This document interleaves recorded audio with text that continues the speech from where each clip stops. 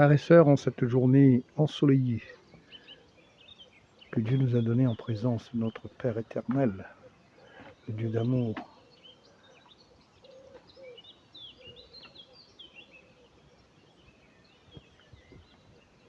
cette nature que Dieu nous a donnée parce qu'il nous aime. Frères, sœurs, écoutez cette louange matinale. Écoutez la création, écoutez, frères et sœurs, c'est merveilleux.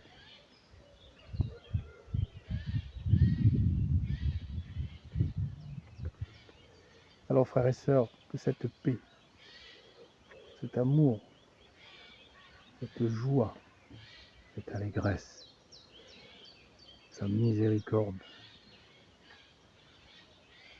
la protection de notre Père éternel, Dieu vivant, soit toujours avec vous, frères et sœurs.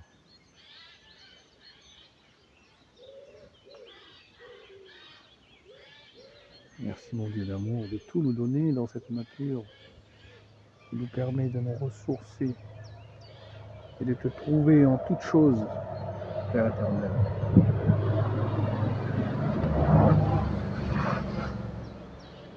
Ton amour est immense. Jésus d'amour,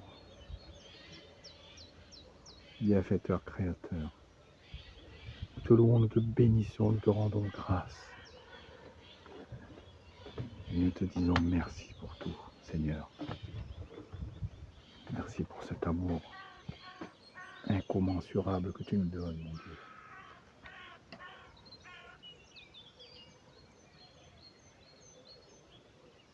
Oui, Dieu d'amour, tu es bon, tu es grand. Et tu me donnes tout. Tu sais ce qu'on a besoin, Seigneur. Merci pour tout.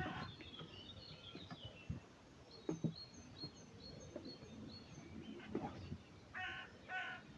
Frères et sœurs, la parole nous dit aujourd'hui,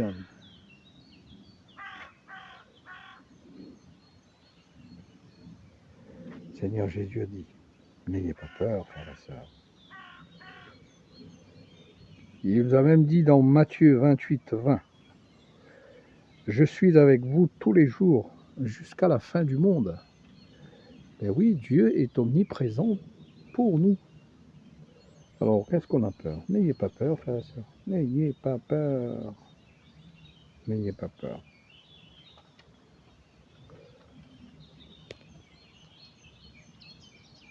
Croyez en Jésus-Christ.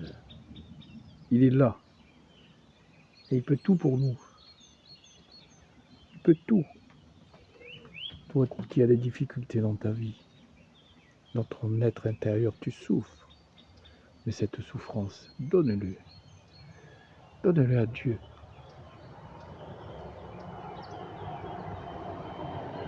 Le Dieu d'amour qui nous a envoyé son Fils unique pour nous sauver. Sur cette croix, il a versé de son sang pour nous. Et il a tout payé. Il a tout payé. Le Fils de Dieu, unique, Jésus-Christ. Confie-le à toi, à lui. Confie-toi à lui. Il va tout faire pour toi. Tout ce que tu désires. Il te donnera. Il te donnera tout. Mais il a bien dit dans Jean 8, 12, qui me suit ne marchera pas dans les ténèbres, mais il aura la lumière de la vie. Jean 8, 12. Frères et sœurs, méditez cette parole. C'est pour toi. Dieu est bon, Dieu est tout-puissant, Dieu est créateur du ciel. Alors comme d'habitude, frères et sœurs, toutes mes petites séances, je vous fais découvrir un extrait de l'évangile tel qu'il m'a été révélé de Maria Valtorta, cette mystique qui a reçu toutes les révélations de Dieu. Toutes les scènes de l'évangile sont décrites d'une façon vraiment incroyable. Toutes les scènes de l'évangile, pour les 3 années ministérielles où Jésus était venu sur terre, pour nous donner son amour, pour que nous le découvrions. Il s'est fait découvrir Dieu à travers son amour pour nous. Et il a donné tout à Maria Valtorta pour nous transmettre, pour notre temps, qu'il a dit, notre temps, aujourd'hui. Alors frères et sœurs, n'aie pas peur et lance-toi dans cette œuvre-là. Ça s'appelle l'Évangile tel qu'il m'a été révélé. Tu trouveras bon nombre de choses là-dedans. Toutes les scènes de l'Évangile, c'est raconté d'une façon vraiment phénoménale, qu'on ne trouve nulle part ailleurs. C'est vraiment un cadeau du ciel que Dieu nous a donné. Je vais vous faire écouter un extrait simplement. Je crois que c'est Judas, quand Dieu.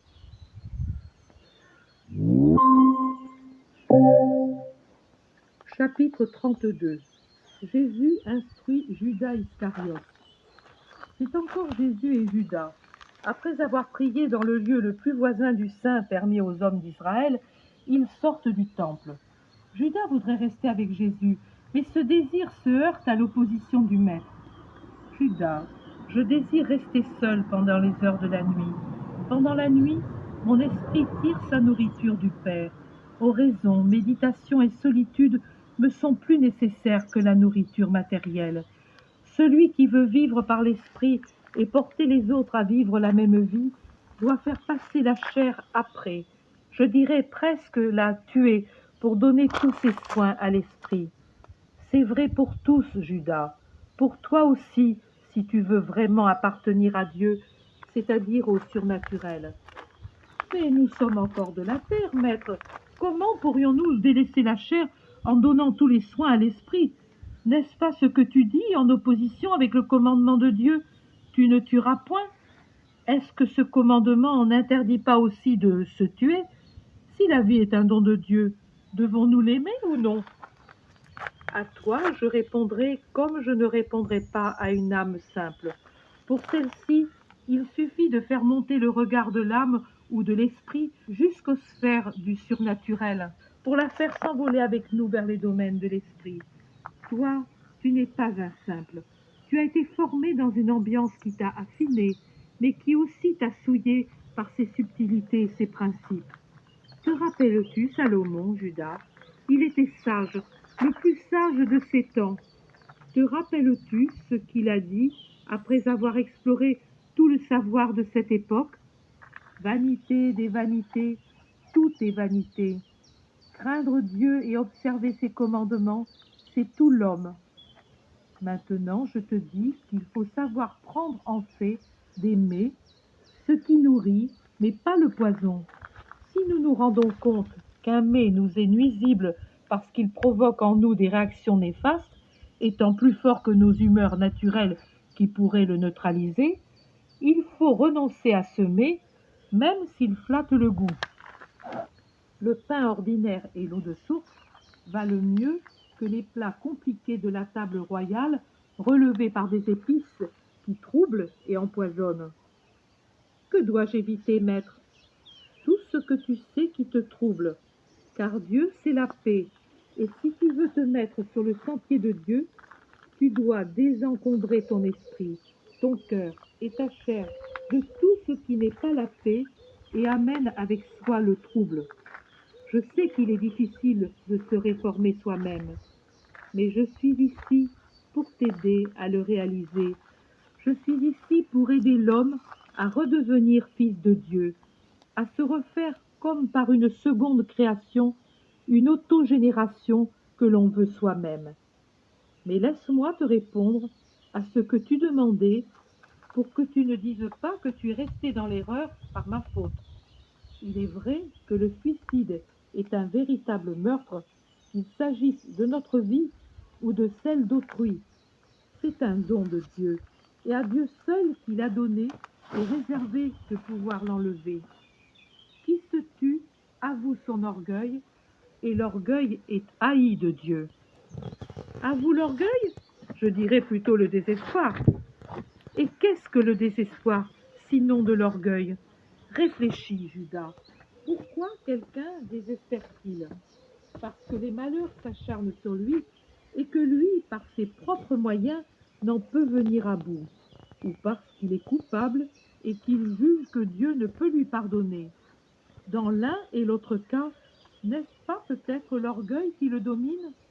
L'homme qui ne veut se fier qu'à lui-même n'a plus l'humilité de tendre la main au Père et de lui dire: je ne puis, mais toi tu le peux, aide-moi, car c'est toi qui donnes tout ce que j'espère et attends. Cet autre homme qui dit: Dieu ne peut me pardonner, il le dit parce que, mesurant Dieu à son aune, il sait que quelqu'un offensé comme il l'a offensé ne pourrait pas pardonner. Là aussi, c'est de l'orgueil. L'humble compatit et pardonne même s'il souffre de l'offense qu'il a reçue. L'orgueilleux ne pardonne pas. Il est orgueilleux aussi parce qu'il ne sait pas courber le front et dire: Père, j'ai péché, pardonne à ton pauvre fils coupable. Mais ne sais-tu pas, Judas, que tout sera pardonné par le Père si le pardon est imploré d'un cœur sincère et contrit, humble et désireux de résurrection dans le bien? Mais certains crimes rendent impossible le pardon. Ils ne peuvent pas être pardonnés. C'est toi qui le dis, et ce sera vrai parce que l'homme l'aura voulu. Mais en vérité, oh en vérité, je te dis que même après le délit des délits, si le coupable accourait aux pieds du Père, il s'appelle Père pour cela, ô Judas, c'est un Père d'une perfection infinie. Si en pleurant, en suppliant de lui pardonner, il s'offrait à l'expiation, mais sans désespoir, le Père lui donnerait le moyen d'expier pour qu'il mérite le pardon et sauve son esprit. Alors tu dis que les hommes cités par l'Écriture, comme s'étant donné la mort, ont mal agi. Il n'est pas permis de faire violence à personne et non plus à soi-même. Ils ont mal agi.